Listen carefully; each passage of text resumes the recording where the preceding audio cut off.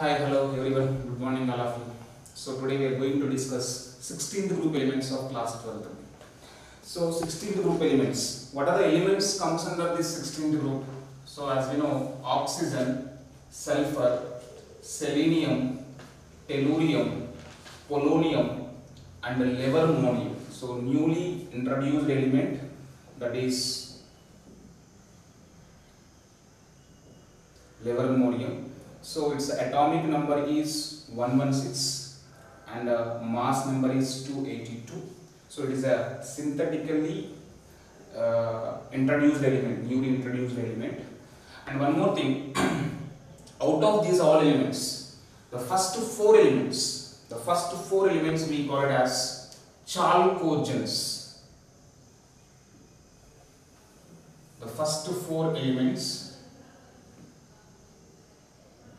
we call it as what? Chalcogens. What is the reason why we are calling them as chalcogens? Why? Because most of the metallic ores are exist in the form of oxides, sulfides, selenites. So simply we are calling them as ore formers.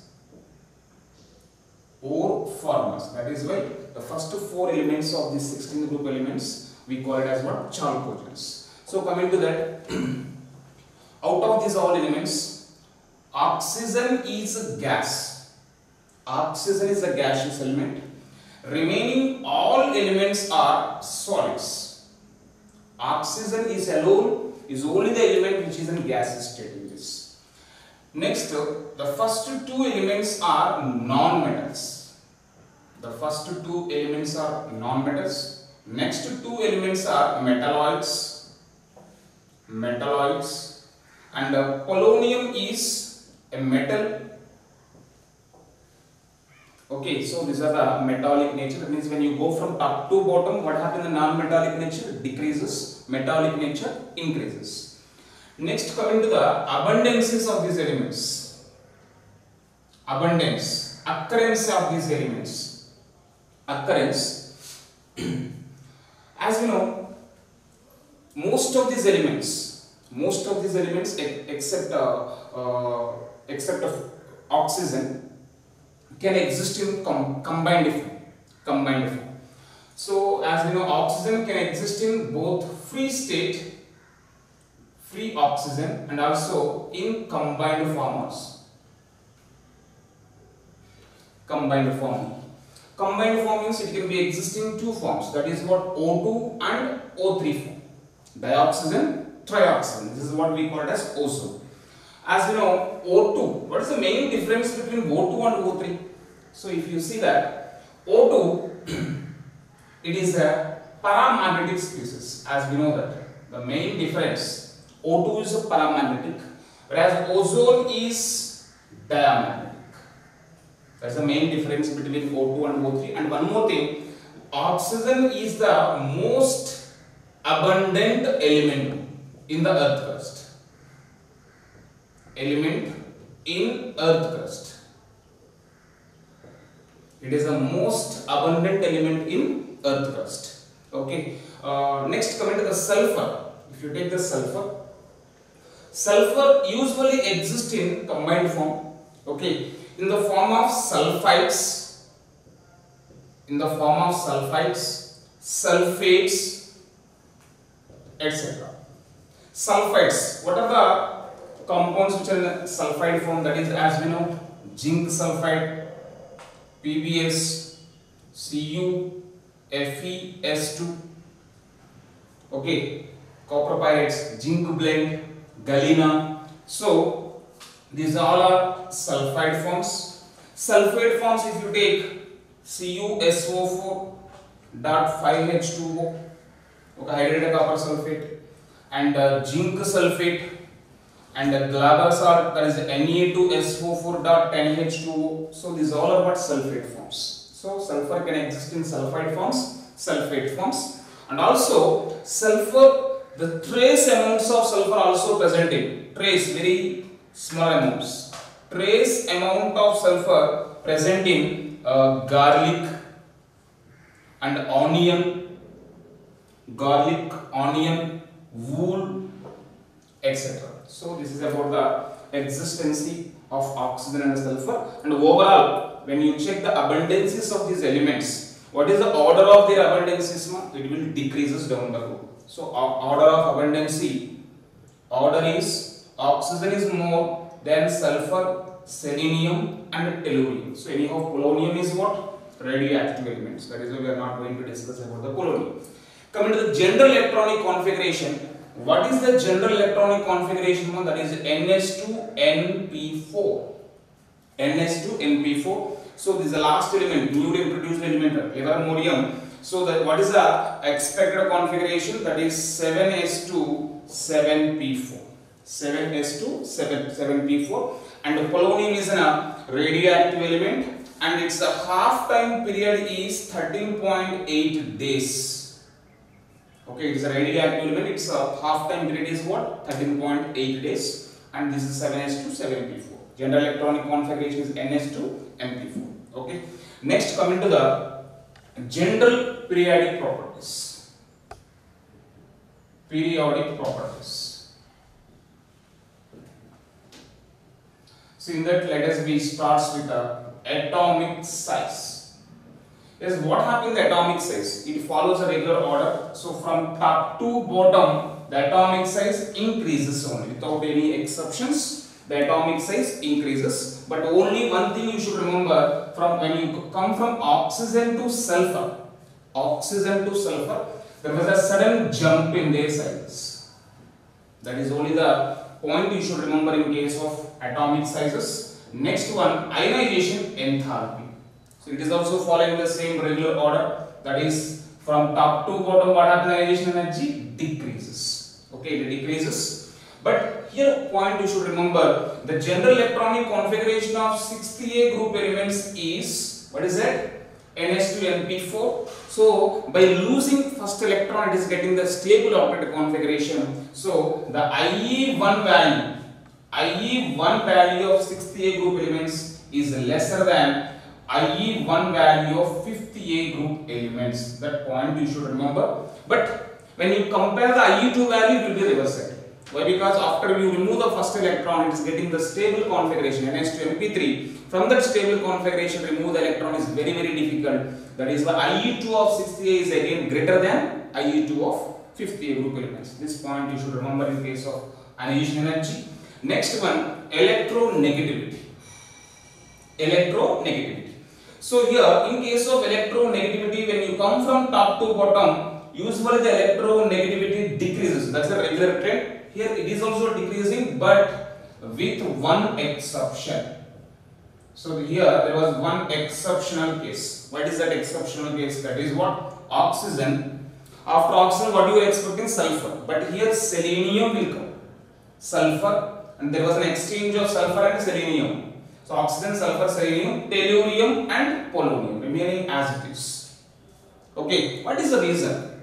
So the reason is, when you come from oxygen to, actually oxygen is a diatomic gas, but remaining all are what? Polyatomic gases. Okay, that is one point. Diatomic gases and polyatomic gases. So Se8. So because of sudden increasing the size, what happened? The effective nuclear charge of sulfur is less because of lesser atomic number. But here in case of selenium, size is almost same, but the atomic number increasing, that means nuclear power is increasing. That is why effective nuclear charge of selenium is greater than sulfur. That is why electronegativity is, there is a small exchange. Okay, so that is the exceptional case in case of electronegativity. After electronegativity, let us discuss electron affinity or electron gain enthalpy. Yes, what do you think? Already we discussed in 50A group elements.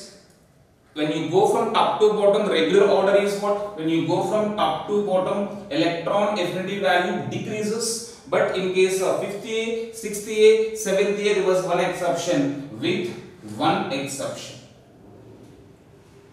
Okay, so what is the exceptional case? That is what? Oxygen. So usually oxygen should have more electron affinity than sulfur now. But here there was an exception. That is what? Sulfur is greater than.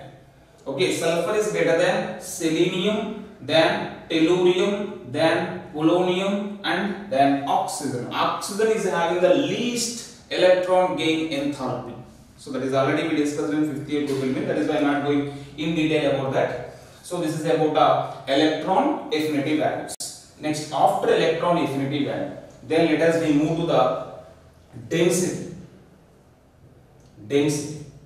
So what happened? It is following the regular order only. There was no exception in case of densities. And melting boiling points. Melting point again, it is also following the regular order. It is increasing, but boiling point only there was one exceptional case. Boiling point. Boiling point generally it increases now. When you go from top to bottom, the boiling point increases. What is the reason? Because size increasing, van der Waals interactions are increasing. If van der Waals interactions are increasing, so boiling point is also will increase. That is a general reason. Boiling point will increases, but with one exception here. With one exception. Exception at terminal. So what is that? Oxygen, sulfur, selenium. First three elements as usual, but only the difference is that tellurium is exceptionally having higher boiling point than polonium. That is the point you should remember. And one more thing, when you go from oxygen to sulfur, so oxygen to sulfur, okay, there was a sudden jump in boiling point. There was a sudden jump, means there was a huge difference between the boiling point of oxygen and sulfur. What is the reason? We know that oxygen is what? Diatomic. Sulfur is what? Octatomic. So because of their difference in their atomicity, what happened? The size difference is larger. Size difference is larger means the van der Waals interactions also, the difference is also large. So automatically the boiling point will be greatly different. Okay, this is about the boiling point. And one more thing here, oxygen is only alone the gas, remaining all are solids. What is the reason? Why only oxygen is a gas state? So if you see that oxygen, so there was a O double bond O. Whereas sulfur, usually sulfur is S8. S8 means S double bond is not possible. That we know that we will discuss in atomicity. So it is not possible. That is why it is exists in the form of Puckered ring structure. 1, 2, 3, 4, 5, 6, 7 and 8. Total 8 sulfur atoms are present in the form of puckered ring or crown ring. Crown of the shape. Crown shape. So here in this case, in oxygen molecule if you take, there was a large interatomic interactions. Interatomic. Between the two atoms there was a great interactions are there. But when you go from one molecule to another molecule, there was a weak intermolecular interactions. So you should understand the point. In oxygen, there was a large interatomic interactions, but weak intermolecular interactions. So because of weak intermolecular interactions, those O2 molecules are far away from each other. So because of that, they exist in gases. Whereas in the remaining cases, so their intermolecular interactions are strong. Because of that, they come close together and they exist as what? Solid state. That is the main reason why O2 is a gas, whereas remaining all others are solids. Next, move to the next one. Oxidation states. Oxidation states. So coming to the oxidation states, as we know, the general electronic configuration is what? NS2, NP4.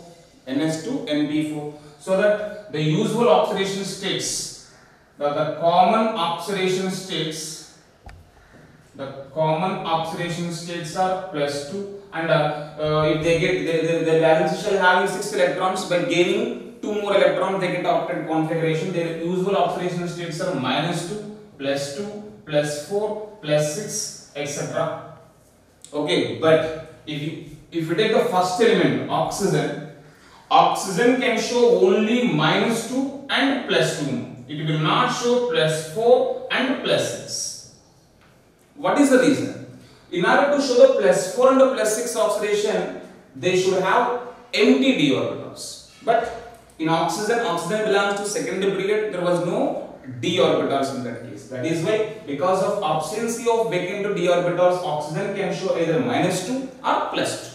Okay. Next one, sulfur. If you take sulfur, remaining elements, sulfur, selenium, tellurium. If you take sulfur, selenium, they can show +2, +4, +6. whereas tellurium can show +4 oxidation states. So that means when you go from top to bottom, what are the observations you observe? That is what the -2 oxidation state tendency. The tendency of showing -2 oxidation state decreases. What is the reason? Oxygen is alone showing the -2 state now, whereas remaining all are showing almost positive oxidation states. Tendency of showing -2 oxidation state decreases. Reason is because decrease in the non-metallic nature. Only non-metals only can show the negative oxidation states. So in this group, when you go from top to bottom, non-metallic behavior decreases. So the tendency of showing -2 oxidation state also will decreases. Next, tendency of showing higher oxidation state is also decreases, but tendency of showing lower oxidation state, it's a +4 oxidation state, increases. So this is because we know that this is because of what? Inert pair effect. Already we discussed the inert pair effect.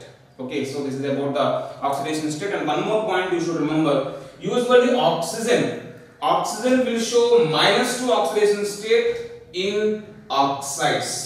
When the oxygen is along with any other elements, the usual oxidation state of oxygen is -2. When the oxygen is in the form of peroxides, the usual oxidation state is -1. So peroxides means what? They exist as, peroxide means O2 -2. O2 -2 ion we call it as peroxide ion. So where oxidation state is -1. If the oxygen is exist as superoxide, what is superoxide? There the oxygen is in the form of O2-. Okay, their oxidation state is what? -1/2. And not only minus oxidation state, oxygen is also shows plus oxidation states. Oxygen also shows plus positive oxidation state.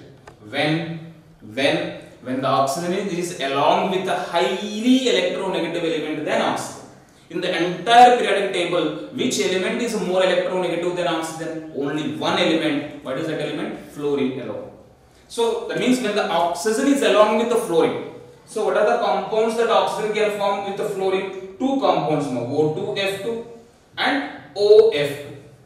Only these two compounds are only formed with fluorine. So and what is the names of this? You don't call them as oxides of fluorine. You should call them as fluorides of oxygen. Why? Because among the oxygen and the fluorine is a highly electronegative element. We should name them with a highly electronegative element first. That is why fluorides of oxygen, not oxides of fluorine. So in this O2F2, what is the oxidation state of oxygen? +1. Whereas in this case, +2. So like that, oxygen is showing different oxidation states. So this is about the oxidation state. Next, move to the catenation power. Catenation. As we know, the 4th A group elements are having highest catenation ability because of large CC single bond strength. As like here also, the sulfur single bond strength. So bond dissociation energy is very high. So because of larger single SS after carbon as sulfur, CC single bond strength is the highest. After that sulfur, thereafter phosphorus will come. So that is why the order of catenation will be CC is greater than SS greater than PP. So these all elements can show the catenation, but when they ask you the comparison, carbon catenation power is greater than sulfur than phosphorus. So this is about the catenation power. Thereafter, atomicity. Already we discussed oxygen is a diatomic gas, whereas the remaining all, that is sulfur, selenium, tellurium, remaining all elements are what? All elements are octaatomic. So already we discussed, that is O double bond O is possible. There is a formation of a single bond and a sigma bond and a pi bond. Why pi bond is forming here? Because oxygen belongs to the secondary period. All secondary period elements are good pi bond forms, pi metals. That is why here pi bond formation is easy. But in the remaining all cases, by going down the group, what happens? The pi bonding capability decreases. So they cannot easily form the pi bond. They have only the possibility of making sigma bonds. That is why they exist in the form of puckered ring structure. With this, the atomicity will be what? 8. So this is about the atomicity, catenation and atomicity. Okay. Next we move to the next periodic property, that is what? Allotropic property. Allotropes. Allotrope. Almost all the 6th A group elements can show the allotropic behavior except tellurium. Tellurium will not show. Tellurium will not show. Remaining all elements can show the allotropic behavior. Yes, let us see. Suppose if we take the oxygen if you take oxygen is in two allotropic forms, O2 form and O3 form. These are the allotropic forms of oxygen. And already we discussed what is the difference between the O2 and O3. This is what? Diatomic, triatomic, and this is a gas, and it can be existing gas and as well as solid form, and it is a non-poisonous. This is but poisonous. And one more thing is what? O2, O3. O2 is a paramagnetic species, but O3 is what? Diamagnetic species. So the main differences. Next, come to the sulfur. If you take sulfur can exist in 5 allotropic forms. 5. What are those? Alpha sulfur, beta sulfur, gamma sulfur, epsilon sulfur, and last one, plastic sulfur. Total 5 different types of allotropic forms of sulfur can exist. Alpha sulfur also we call it as rhombic sulfur. Rhombic sulfur. Beta sulfur also we call it as monoclinic sulfur. And gamma sulfur also we call it as gamma monoclinic sulfur. And this is epsilon sulfur, and this is a plastic sulfur. These are the names. And when you check these all, at room temperature, sulfur exists in which allotropic form? At room temperature, okay, sulfur exists in rhombic form, alpha form. Okay, that means alpha sulfur is most stable at the room temperature. Suppose if you heat the alpha sulfur, okay, it becomes beta sulfur. If you heat alpha sulfur, it becomes what? Beta sulfur, exactly at the temperature of 369. 369, that means almost 369 kelvins, that is 96 degrees Celsius. At 96 degrees Celsius, alpha sulfur and beta sulfur, they both are at equilibrium. So this 96 degrees or 369 kelvins we call it as what? Transition temperature. Transition temperature. What is the meaning of this transition temperature? That means if the temperature is below 96 degrees, the sulfur is in the form of alpha form. If it is above 96 means it will be in beta sulfur. Exactly at 96 they both are at equilibrium. So simply by heating, alpha sulfur is converting into beta sulfur. So alpha sulfur, so when you check these all, when you compare especially alpha and beta, okay, the stability and density rho, these two properties are greater for alpha. Rhombic sulfur having more stability, more density than beta sulfur. That is one point. But when you compare the melting points, alpha sulfur is less than beta sulfur. Monoclinic sulfur having higher melting point than alpha, means rhombic sulfur. So these 2 points, I think it will be enough. Okay, let us go ahead. What is the other elements? Oxygen, sulfur, over. Next one, selenium. If you take selenium can show total 3 different types of allotropic forms. They shows 3 different types. Total 5. Out of 5, 3 are non-metallic red colored allotropic form. Non-metallic allotropic form.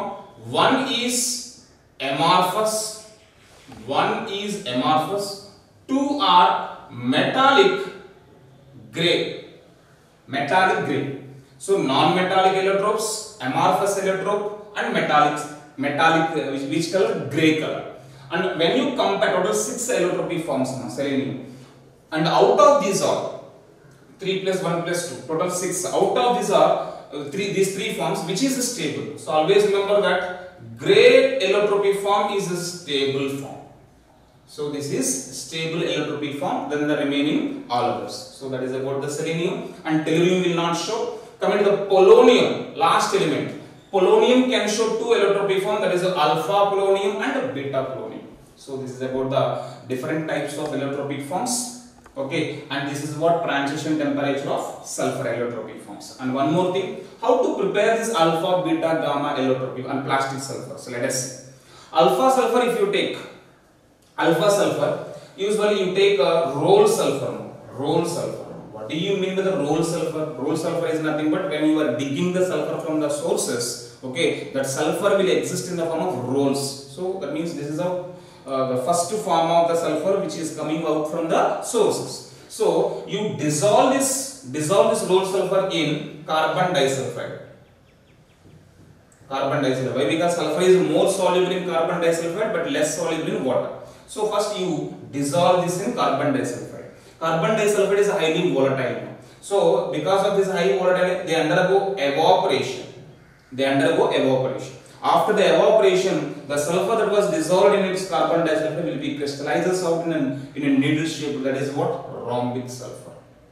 So simply alpha sulfur will come out. Alpha sulfur. Okay. Next, suppose if you wanted to convert this to beta sulfur. So then what do? You just melt them. Melt the alpha sulfur. Okay. Followed by cooling. After melting, you just cool it. So then there was a crust formation takes place. Crust formation. On that formed crust, you make it two holes. Through one hole, you pour the remaining solvent, remaining solution. Then that will come out other hole. With this, what happens? The remaining all unwanted impurities will eliminated out. So the pure crystals of beta sulfur will crystallize out. So beta sulfur is preparing from alpha sulfur simply. Suppose if you wanted to prepare gamma sulfur, how to prepare? You take hot concentrated sulfur solution. Okay, you just chill them. Chill them means we are bringing them to very low temperature. If you do the chilling of hot concentrated sulfur solution, then we will get gamma sulfur. And the last one, plastic sulfur. How to prepare the plastic sulfur? You just take the boiled sulfur solution. So this boiled sulfur solution, if you drop it in cold water, okay, very highly boiled sulfur solution, suddenly if you drop it in cold water, then immediately the sulfur that was present in boiled water will be precipitated out. That is nothing but what? Plastic sulfur. Plastic sulfur is amorphous form. Remaining four are what? Alpha, beta, gamma, epsilon are crystalline forms. This is what? Amorphous. So these are the methods of preparation of sulfur. So after that, these are the different types of allotropic forms of sulfur. Now the point is, if you take the sulfur, you take alpha form, beta form, gamma form, any of these form. So all alpha, beta, gamma forms at room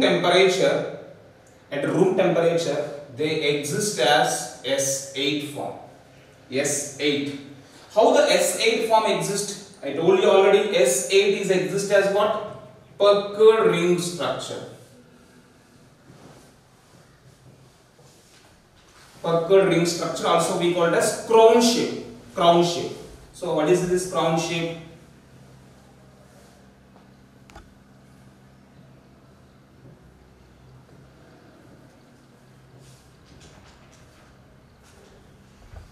Okay, so this is puckered ring structure or crown shape.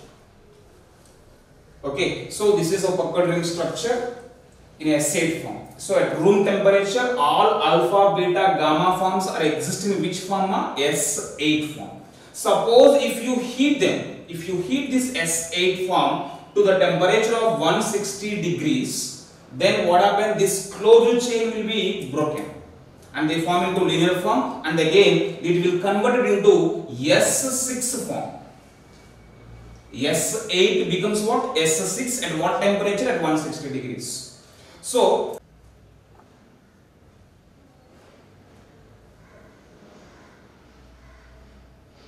So this is the structure of chair form.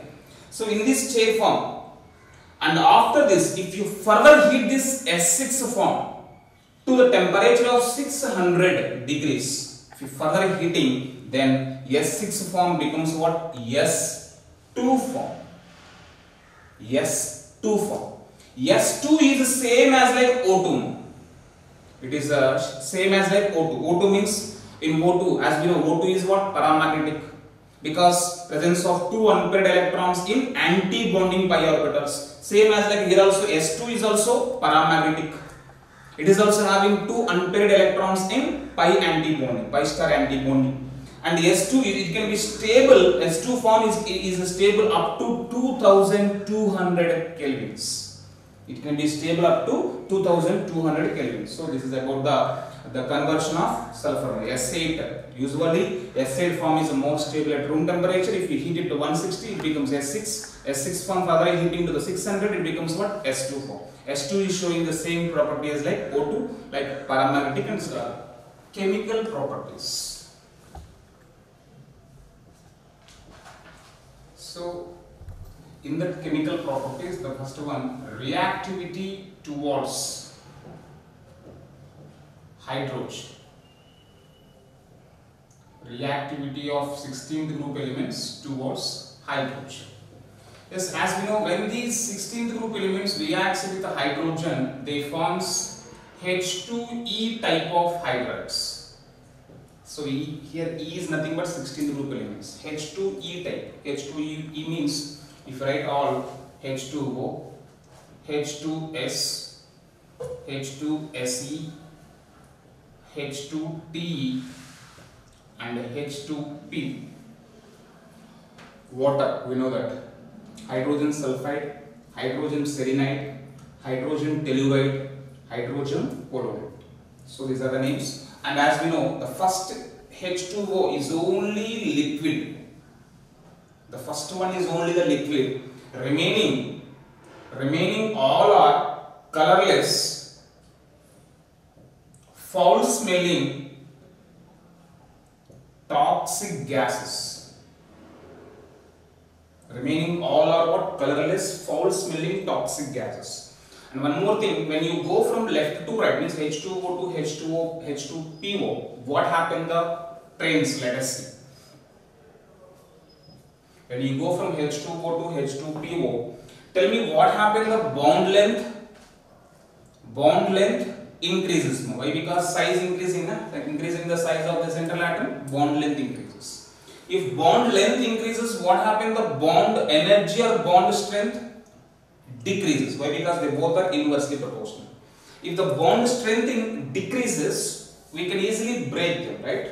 So the tendency of releasing the protons, what we call acidic strength. So acidic strength increases. Acidic strength is increasing means reducing agent nature also increases.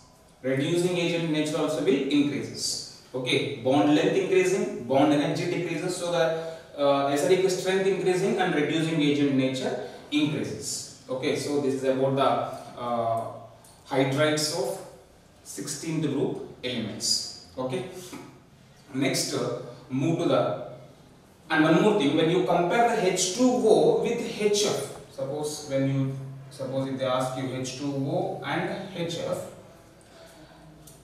which is having highest boiling point, let us say.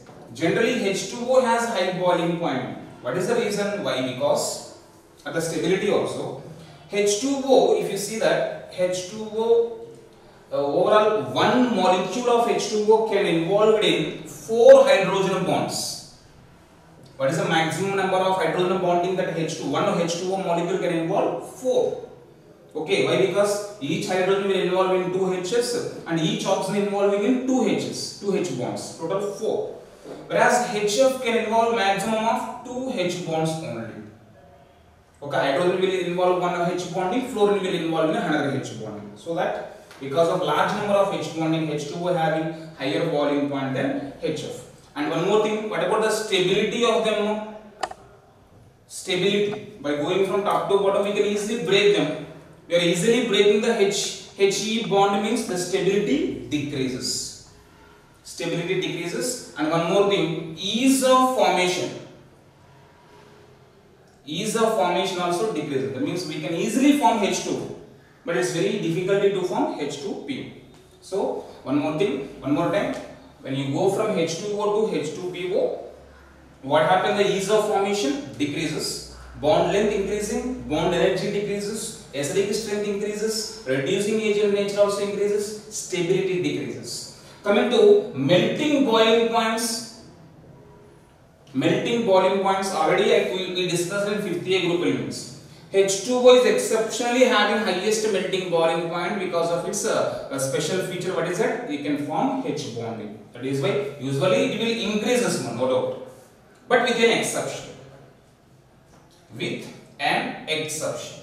What is that exception? That is H2S less than H2Se less than H2Te less than H2PO less than H2O. H2O is exceptionally having highest melting boiling point than remaining all because it has the ability of forming H bond.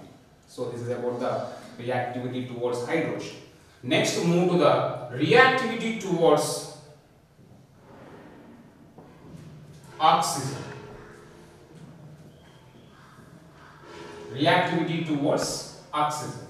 Usually when these elements reacts with oxygen, they forms two types of oxides. One is EO2 type and another one is EO3 type.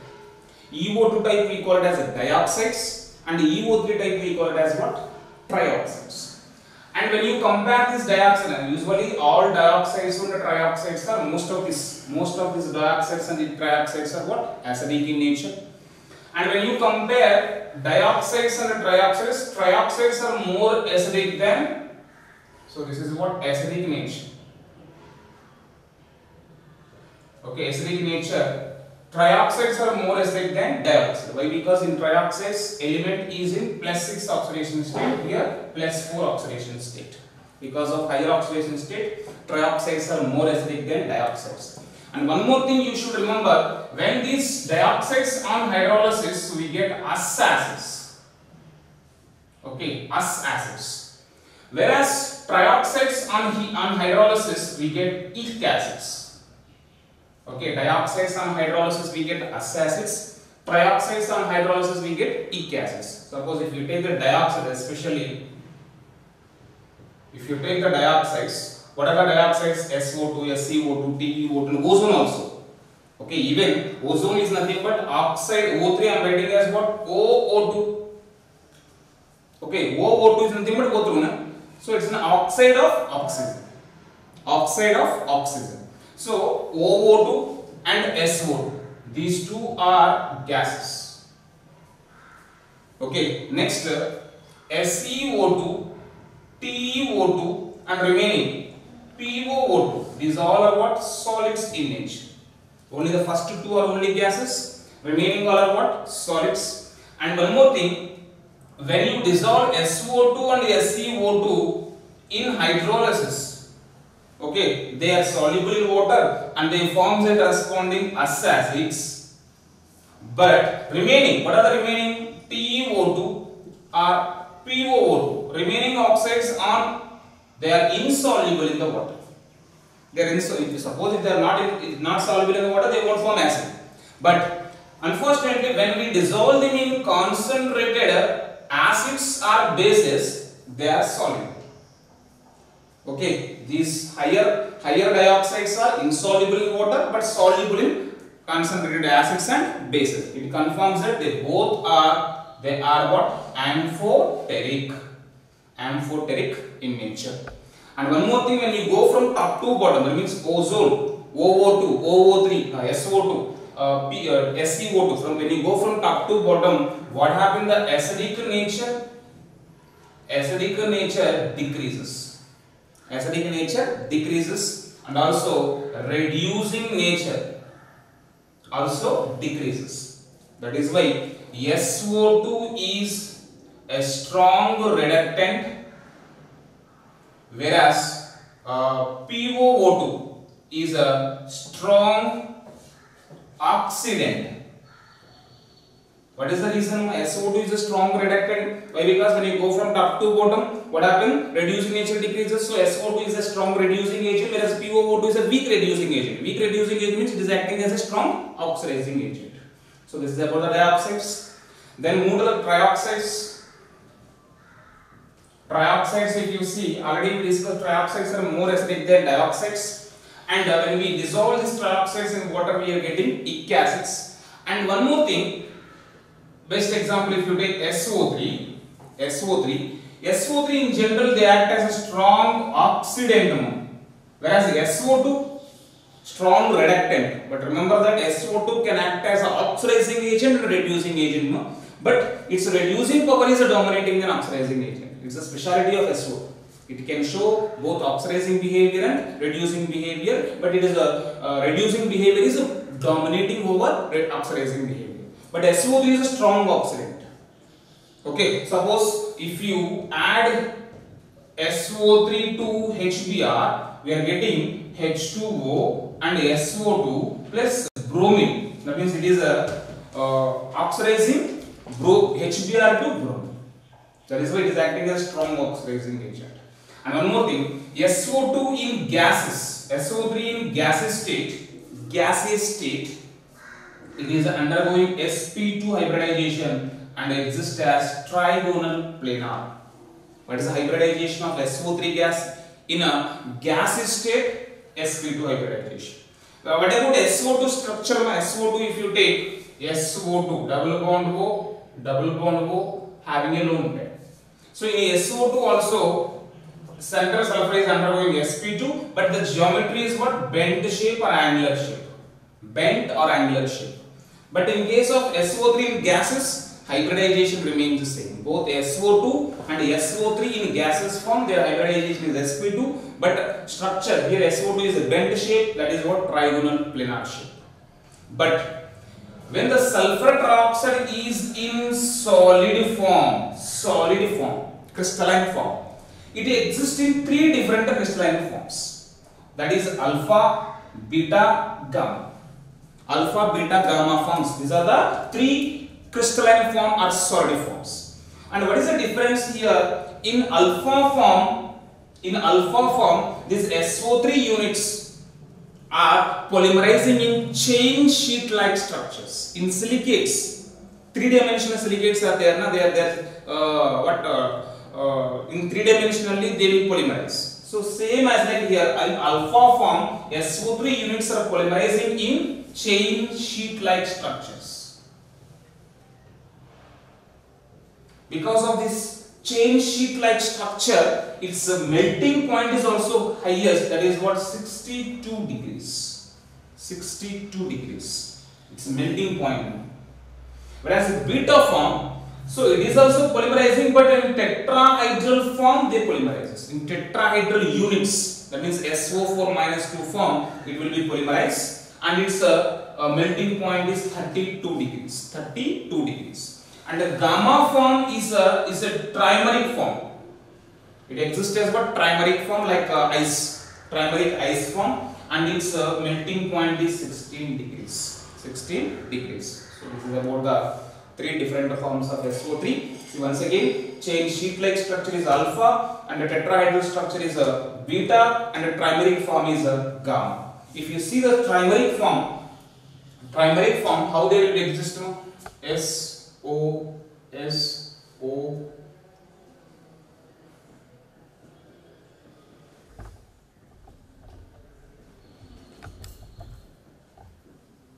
So that is the structure of trimeric SO3. So in this case, each sulfur is undergoing sp3 hybridization. sp3 hybridization. Whereas in a tetrahedral form, see that S double bond O, S double bond O, like this. What happens linearly in tetrahedral sulfate form? They will exist. In the sheet-like structure means here this is also will involving in bonding, like this in three different structures they exist. So this is about the reaction towards oxygen. Next, move to the third chemical property, that is what? Reaction towards towards halogens. Reaction towards halogens. When these elements, 16th group elements reacts with the halogens, they forms different types of halides. So where N is equal to 1, 2, 4, 6. That means if N value is equal to 1, monohalides, 2 dihalides, 4 tetrahalides, 6 hexahalides. Like this, different types of halides will form. In any type of halides, always remember that EFN means fluorides.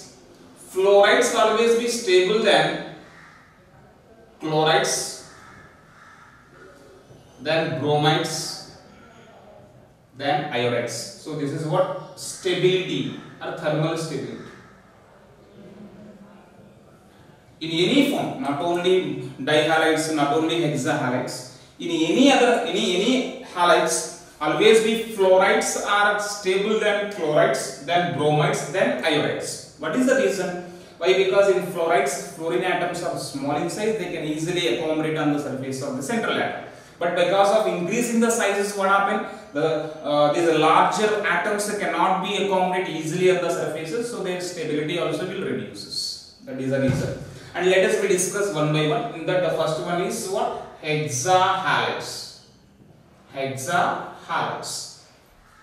In hexahalides, generally if you see that EX6 indicates what? Hexahalides. If you see the hexahalides, remember that in hexahalide the central atom undergoes sp3 d2 hybridization.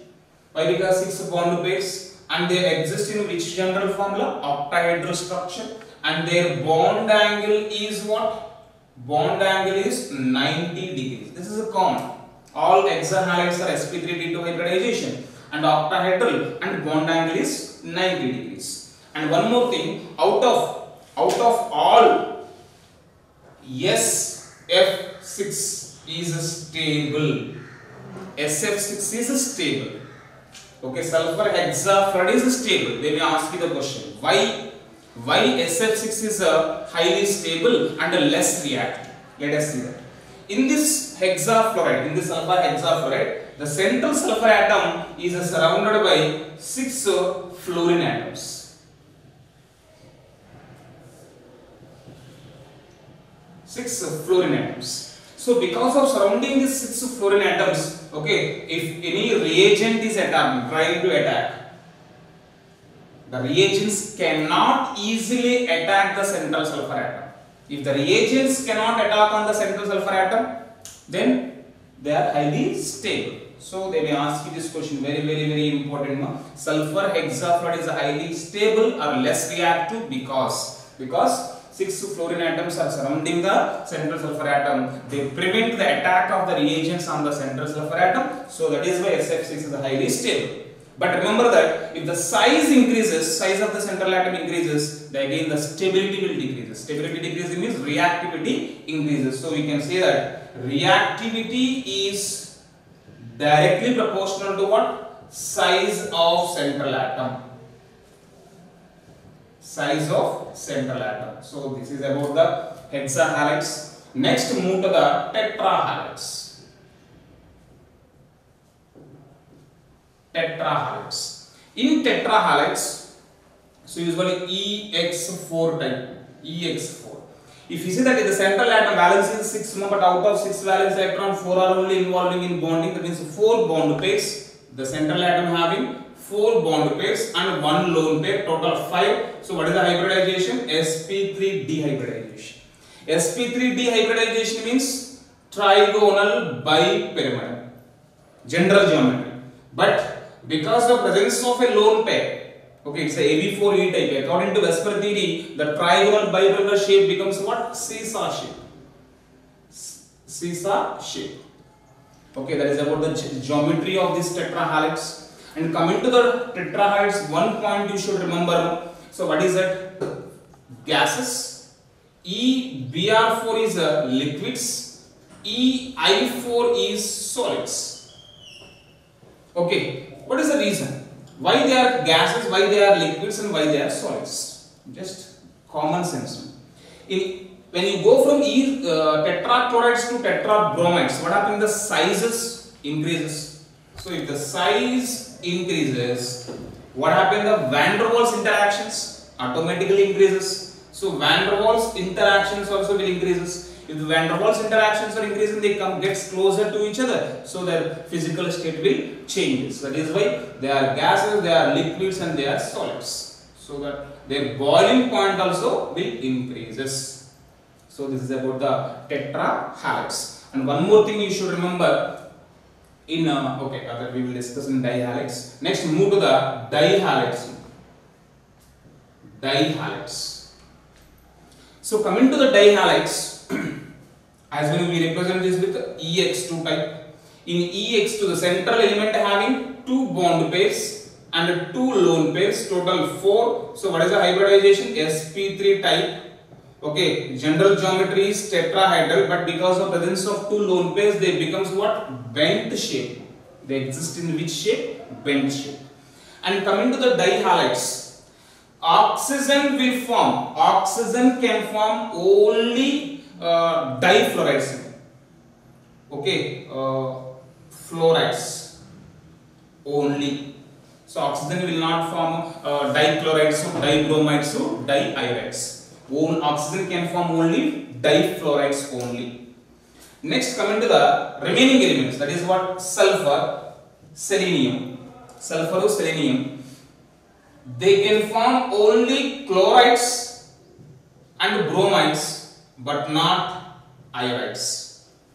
Sulfur or selenium can form only sulfur chlorides or sulfur bromides, but not iodides. Okay, so that point you should remember. So this is the one more point in dihalides. And SeCl2 undergo disproportionation, and they becomes what? They becomes SeCl4 plus Sc. That means here this is in +2 oxidation state, +4 oxidation state, 0 oxidation state. So +2 becomes +4, +2 becomes 0. So it is undergoing disproportionation reactions. So these are the points you should remember in case of dihalides. Then move to the monohalides. Usually most of the monohalides are exist in dimeric form. Dimeric form. Okay, suppose for example you take O2F2. Generally OF, but OF should not be exist. O2F2. Similarly S2F2. Next S2Cl2. Okay, Se2Cl2, like this. They are exist in what? Dihalides form, dimeric form. And O2F2, it is same like its structure is same like H2O2. Like H2O2, it is having open book-like structure. Okay, and its dihedral angle and also bond angle is almost same as like H2O2. And S2F2, it is usually unstable. S2F2 is unstable and it exists in 2 isomeric form. S2F2 exists in 2 isomeric form. In its structure, if you see, one is SS like this, like H2O2, it is also exists like this. Next one, S double bond S F2, thionyl fluoride. In these 2 forms, the S2F2 can exist. Okay, anyhow, it's unstable. So this is about the monohalides of 6th A group elements. So with this, the reactivity towards halogens have been finished.